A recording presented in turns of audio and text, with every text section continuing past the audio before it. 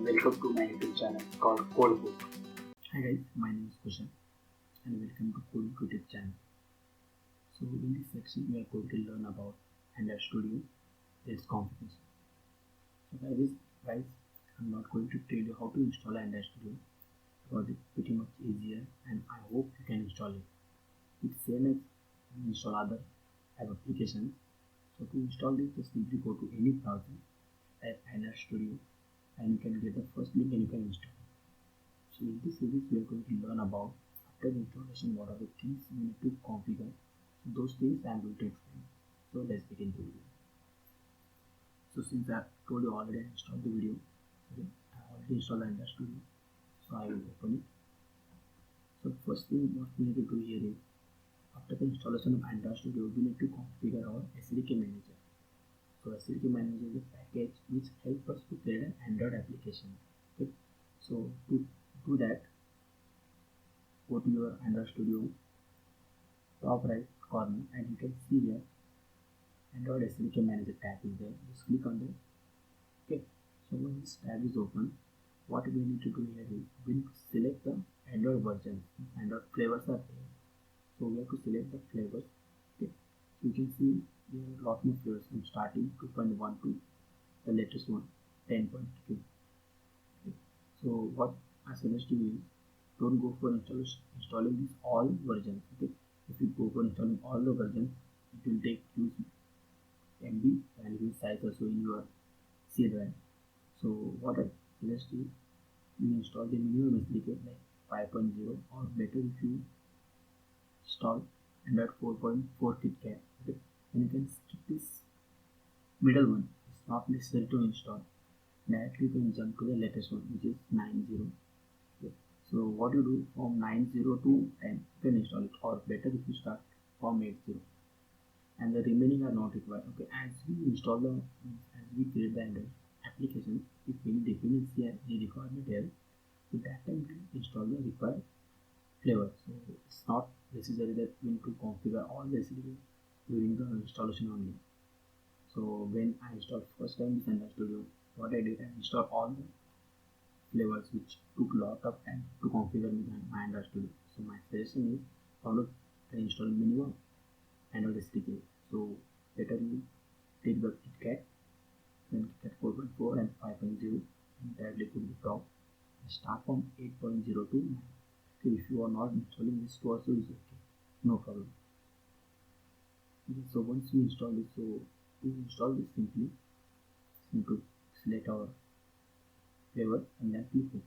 So as soon as you click it will say what are the size of, here you can see what are the selected. It is taking 0.9 MB. So if I select all the things, then how much MB it will do. So that's why I told you to select minimum one. So once you click OK and the installation will begin. So once the installation is complete, it will ask you to restart. So once restart your Android. So once we download and install the SDK, then what we have to do here, since we are new to the Android Studio, I will give a brief explanation about the file and folder structure. So what are the file and folders are there and which file and which folder is for what purpose. So to open that, go to your Android Studio again, left side top. Okay. And you are able to see the project tab. Simply click on it. As soon as you click on it, you can see there are a bunch of folders open. Okay, lot more folders are there. So I will explain you this one by one. First we see about the created folder, graded script folder. So in this, if you are seeing this below, files are there. So these are not that much important and not necessary also because during our Android Studio, so the Android app development, we are rarely going to touch this. You can see that it's like we are not going to touch this. Only there is we are going to touch. Okay. So whenever there is requirement, that time I will explain you.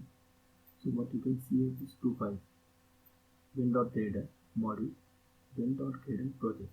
So these two are required. So in these two also, module is going to be important. So let me open it. So I have opened this file here. You can see here it contains the complete information about our libraries. So what are the libraries we have installed during our applications are going to install, those will be implemented here. So what will, suppose if you want to install any libraries of Google, this Google ML Kit, so what we need to do is we need to implement that library first here. So to implement that, what we do, use the keyword called implementation and single quote and followed by the library. You can see here I have installed Google ML Kit library. You can see a Firebase library I installed. So basically, the dependency tag we're going to, whatever the dependencies are there using, those will be displayed here. And as you go to top, you can see here there is a build tag. Build tag in the sense, currently we are running our application and it's release enable level is called, means this version of the application which we are developing now, it's not a build, which is not suitable for the releasing. It's a debug build tag. So we'll go for up. You can see in the default config, you will get the complete information of our application heading. So you can see here minimum SDK. So minimum SDK you have to target 21, which is I think KitKat, sorry, I think it's lollipop or something. That you have to define here. Then you need to define a target SDK version. So always remember that we need to target latest SDK only. Whatever the latest SDK is there, download it and target this function, because this will help us to run our application into the all latest devices. Simply, what are the SDKs are, we are specifying that our app is going to run on this specific device only. So here we mentioned that our app is going to run on SDK greater than 21, means minimum 21 SDK is required. So on top is again compile SDK and build good SDK. Then we are going to see about project model. That told you is pretty much similar as the module created only, but contain the project level. Here we are going to add over what are the project level dependencies are there that we are going to add it. Then we'll start from top. You can see here one manifest folder is there. Inside this you can see Android manifest.xml file. So this file is nothing but it's the documentation of our Android application. So what are the services and activities or permissions we are using, we need to mention that here, or what kind of style we are using, style and theme, that completely will be mentioned here. Okay, so this is like a documentation and this will be visible in the Play Store.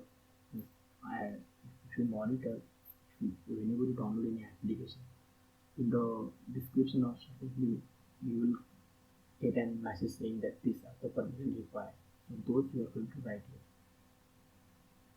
And there is one update in the Android. Since the version which has a marshmallow, we need to access the permissions dynamically. Okay? So we need to define the permission manifest, as well as we need to ask the permission to the user when we install the application. So that I will explain while doing the application only. So then we are able to see here a folder called Java. So this is the folder where we are going to write our Java code. Whatever our application logic code is there, so this we create in any Java class and we write our code here. So then we have folder called, so this is Java test code which is generated automatically. Then we have this folder. So here we are going to manage our application related resources like images, video, what are the animations are there, our layout. That completely we are going to manage here. You can see here one animation folder is there inside, which I have mentioned what are animations I am using in that example.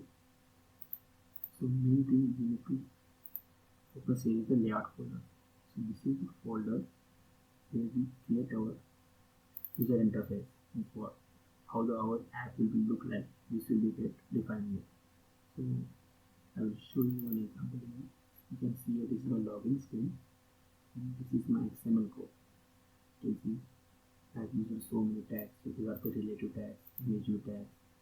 So now don't worry about this. I will explain you this each and every tag while doing the application. Okay. So after this, we close the layout folder. There is one folder here on top called driver. So this folder contains an images. After the image you are going to use that images, and that's it. So here, okay, this is about a project folder. You can see here resource manager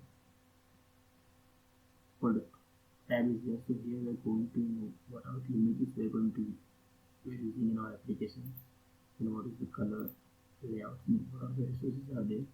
And see here, you can see the structure of our application. And there is one tab called build tab. So as I told you, the trigger file here we specify our application build tag. If you are application into debugging mode, then we mention debugging as a build tag. And when you go to publish your application, that time you need to change it to the release build version. Okay. And in the bottom you can see the profiler and log console. So here is a profile.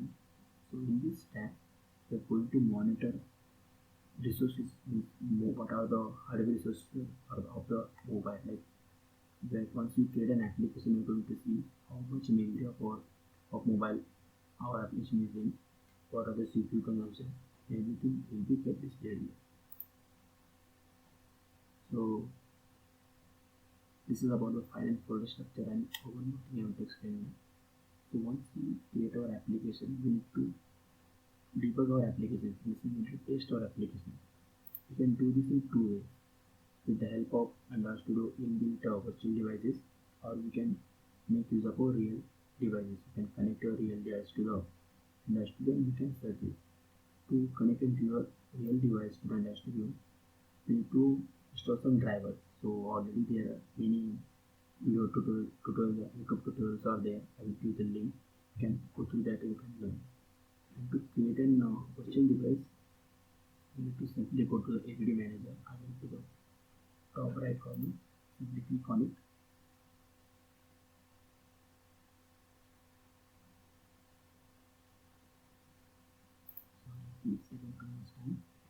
So once it opens, click on the create virtual device.